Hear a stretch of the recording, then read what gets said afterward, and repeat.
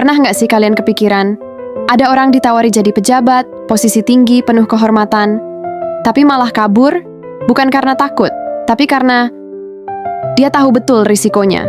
Bahkan, demi menolak jabatan itu, dia rela pura-pura gila. Nah, ini bukan kisah fiksi biasa. Ini kisah nyata, legendaris, tentang seorang tokoh yang dikenal lucu, nyeleneh, tapi juga sangat cerdas. Abu Nawas. Hari ini, kita bakal kupas tuntas satu kisah beliau yang luar biasa. Tak mau jadi pejabat. Teman-teman, kalian pasti pernah dengar nama Abu Nawas kan? Tokoh legendaris dari Baghdad. Yang kisah-kisahnya sering banget dibawain di ceramah, dongeng, bahkan dijadikan pelajaran hidup. Tapi kalian tahu nggak sih, sebenarnya Abu Nawas itu bukan orang Arab asli? Yup, beliau lahir di Persia, sekitar tahun 750 Masehi, di daerah bernama Ahwas. Setelah dewasa, dia pergi mengembara ke Basra dan Kufah. Di sana, dia belajar bahasa Arab dan hidup bersama orang-orang Badui padang pasir. Dari situ dia jadi ahli dalam bahasa Arab, syair, pantun, dan bahkan musik. Kepintarannya bikin dia dan ayahnya diangkat sebagai abdi istana oleh Sultan Harun ar-Rasyid, raja besar di Baghdad. Tapi, di balik semua kelucuannya, ada satu kisah yang benar-benar nunjukin seberapa cerdas, licik, dan realistisnya si Abu Nawas ini. Suatu hari ayah Abu Nawas yang bernama Maulana, seorang kadi alias penghulu kerajaan, jatuh sakit parah. Dan tak lama kemudian, beliau wafat. Sebagai putra satu-satunya, Abu Nawas tentu bertanggung jawab atas pemakaman ayahnya. Semua proses dari memandikan, mengkafani, sampai menyolatkan dan mendoakan, dilakukan Abu Nawas dengan sangat baik. Bahkan Sultan Harun ar-Rasyid sampai terkesan, saking terkesannya. Sang Sultan berniat mengangkat Abu Nawas sebagai kadi menggantikan ayahnya. Tapi begitu dengar rencana ini, tahu nggak reaksi Abu Nawas? Bukannya senang, dia malah berubah aneh, tiba-tiba aja, seperti orang gila. Bayangin, habis nguburin bapaknya, Abu Nawas ngambil sebatang pohon pisang, dijadiin kuda-kudaan, lalu dia naik dan lari-lari muter kota. Gaya bocah TK banget, tapi ini orang dewasa loh. Orang-orang di Baghdad bingung. Waduh, Abu Nawas gila kali ya karena sedih ditinggal bapaknya. Belum cukup sampai situ. Besoknya, dia ngajak anak-anak kecil main rebana di makam bapaknya sambil nyanyi-nyanyi. Ini makin parah. Semua orang makin yakin Abu Nawas gila total. Sultan Harun yang udah kadung kepincut mau angkat dia jadi kadi, kirimlah utusan ke rumah Abu Nawas buat manggil dia ke istana. Waktu dipanggil Abu Nawas malah bilang, "Ngapain aku ke sana? Aku nggak butuh sultan." Sambil nyodorin pohon pisang ke utusan, dia bilang, "Nih, mandiin dulu kudaku biar wangi sebelum ke istana." Coba, kalian bayangin, kalau kalian yang disuruh mandiin pohon pisang, apa nggak pengen guling-guling? Akhirnya, karena makin menjadi-jadi, Abu Nawas dibawa paksa ke istana. Di hadapan sultan pun dia tetap aja aneh.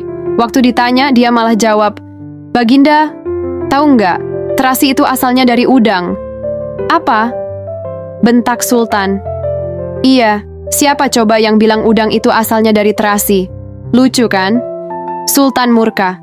Langsung perintahkan pengawalnya buat memukuli Abu Nawas.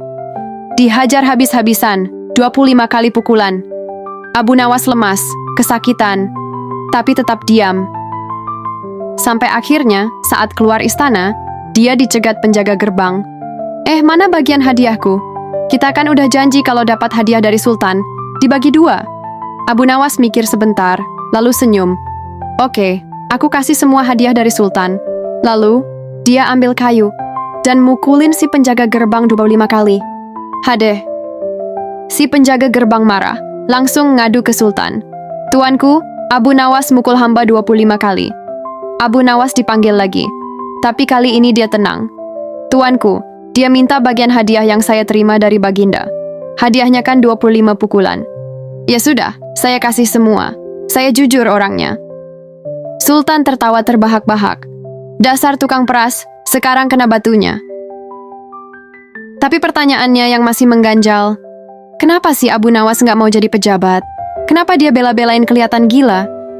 Jawabannya ada pada pesan terakhir ayahnya. Waktu ayahnya sekarat, beliau minta Abu Nawas mencium telinga kanannya. Baunya harum. Tapi telinga kirinya, Busuk banget. Kenapa bisa gitu, Bapak? Tanya Abu Nawas. Karena sewaktu aku menjadi kadi, aku hanya mau mendengar yang kuinginkan. Sebagian aku abaikan. Itulah dosa seorang pemimpin yang tak adil. Aku ingin kau tidak mengulangi kesalahanku, jawab bapaknya. Itu momen yang bikin Abu Nawas sadar.